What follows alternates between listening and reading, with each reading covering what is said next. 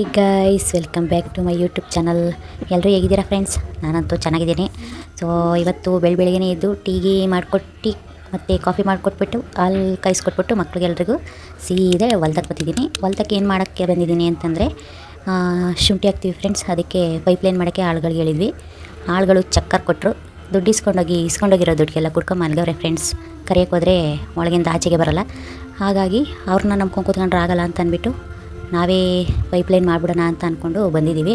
ಯಾರೆಲ್ಲ ನನ್ನ ಚಾನಲ್ನ ಹೊಸ್ದಾಗಿ ನೋಡ್ತಿದ್ದೀರಾ ಪ್ಲೀಸ್ ಸಬ್ಸ್ಕ್ರೈಬ್ ಮಾಡಿಕೊಂಡು ಸಪೋರ್ಟ್ ಮಾಡಿ. ವಿಡಿಯೋನ ಸ್ಕಿಪ್ ಮಾಡಿದೆ ಪೂರ್ತಿ ನೋಡಿ.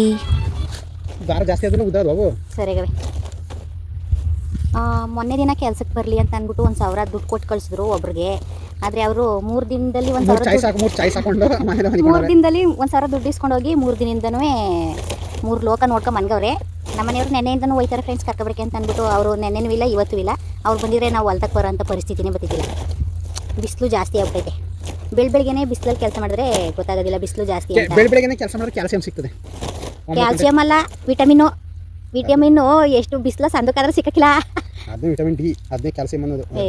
ವಿಟಮಿನ್ ಸಿಗ್ತದೆ. ಅದು 10 ರಿಂದ 15 ನಿಮಿಷ ಮಾತ್ರ ಬಿಸಿಲು ಕಾಯಬೇಕು. ಬೆಳಗ್ಗೆಯಿಂದ ಸಂಜೆ ತನಕನೂ ಕಾಯಿರಿ ಅಂತ ಹೇಳೋದಲ್ಲ. ಕಾದ್ರೆ ಆಗ ಇದು ಬರ್ತದೆ, ಎನರ್ಜಿ ಬರ್ತದೆ. ಎನರ್ಜಿ ಬರ್ತದೆ. ಹೆಂಗು ಸುಮಾರಾಗಿ ಬಿಳಿ ಮುಸುಡಿಗಳೆಲ್ಲ ಕರಿ ಮುಸುಡಿ ಆಗೋಯ್ತವೆ ಈ ಬಿಸಿಲು ಕಾದ್ಬಿಟ್ರೆ.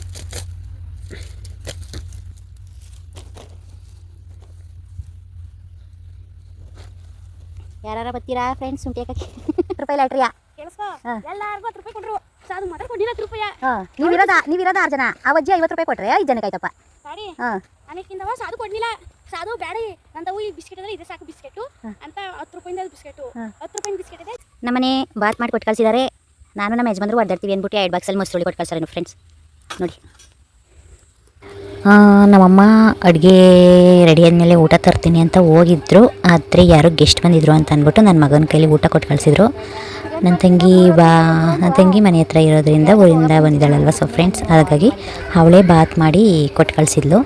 ಸೊ ನಾವು ಊಟ ಮುಗಿಸ್ಕೊಂಡು ಮತ್ತೆ ಕೆಲಸನ ಶುರು ಮಾಡಿದ್ವಿ. ಇವಾಗ ಆಲ್ಮೋಸ್ಟ್ 1/4 ಭಾಗ ಮಾಡಿದ್ದೀನಿ. ಎಲ್ಲರೂ ಬಂದ ಮೇಲೆ ಪೂರ್ತಿ ಕಂಪ್ಲೀಟ್ ಮಾಡ್ತೀವಿ ಪೈಪ್ಲೈನಲ್ಲೂ. ದುಡ್ಡು ಇಸ್ಕೊಂಡು ಹೋಗ್ತಾರೆ, ಆಳು ಬರಲಿಲ್ಲ, ಅಯ್ಯೋ ನಾವೇ ಮಾಡಬೇಕಲ್ಲ ಅಂತ ಅಂದ್ಕೊಳ್ತೀವಿ. ಆದರೆ ಇವಾಗ 2 ಜನ ಕೇಳಿದ್ವಿ ಫ್ರೆಂಡ್ಸ್.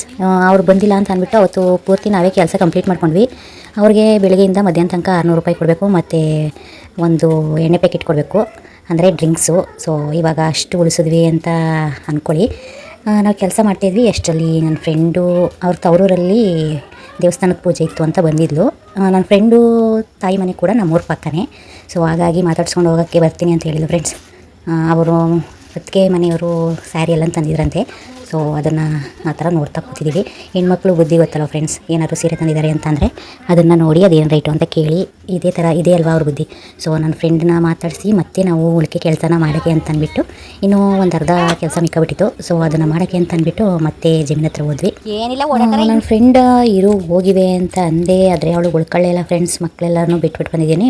ಚಿಕ್ಕ ಮಗನಿಗೆ ಎಕ್ಸಾಮ್ ಇನ್ನೂ ಮುಗ್ದಿಲ್ಲ ಅಂತ ಅಂದ್ಬಿಟ್ಟು ಹೊರಟೇ ಬಿಟ್ಲು. ನಾವು ಈ ಸತಿ 1 ಎಕರೆಗೆ ಶುಂಠಿ ಹಾಕೋಣ ಅಂತ ಅಂದ್ಬಿಟ್ಟು ಪ್ಲ್ಯಾನ್ ಮಾಡ್ಕೊಂಡಿದ್ವಿ. ನಾವು ಆಲೇ ಒಂದು 5-6 ವರ್ಷದಿಂದ 1 ಎಕರೆ ಜಮೀನ ನಮ್ಮ ಪಕ್ಕದವನೇ ಮಾಡ್ಕೋತಿದ್ವಿ ಫ್ರೆಂಡ್ಸ್. ಆದರೆ ಪಕ್ಕದವು ಅಂತಂದರೆ ಆಚೀಚೆಯವರವಲ್ಲ, ನಮ್ಮ ಸಂಬಂಧಿಕರೇ. ಅವರು ಅವ್ರ ಜಮೀನಿಗೆ ಶುಂಠಿ ಹಾಕ್ತಿದ್ವಿ. ಆದರೆ ಅವ್ರ ಜಮೀನು ಮಾಡ್ಕೊಂಡಿದ್ವಲ್ಲ ಅದಕ್ಕೆ 2 ಗದ್ದೆಗೆ ನಾವು ಶುಂಠಿ ಹಾಕ್ತಿದ್ವು. ಹೊಗೆ ಸೊಪ್ಪು ಮಾತ್ರ ಆ ಗದ್ದೆಗಳಲ್ಲಿ ಸರಿಯಾಗಿ ಆಗ್ತಿರಲಿಲ್ಲ. ಹಾಗಾಗಿ ನಾವೇನಾದರೂ ತರಕಾರಿ ಬೆಳೆಗಳನ್ನ ಮಾಡ್ಕೋಬೋದಲ್ಲ ಅಂತ ಅಂದ್ಬಿಟ್ಟು ಅದೇ ಕಾರಣಕ್ಕೆ ನಾವು ಆ ಜಮೀನ ಮಾಡ್ಕೊಂಡಿದ್ವಿ, ಪಕ್ಕದ ಜಮೀನಲ್ವಾ ಅಂತ.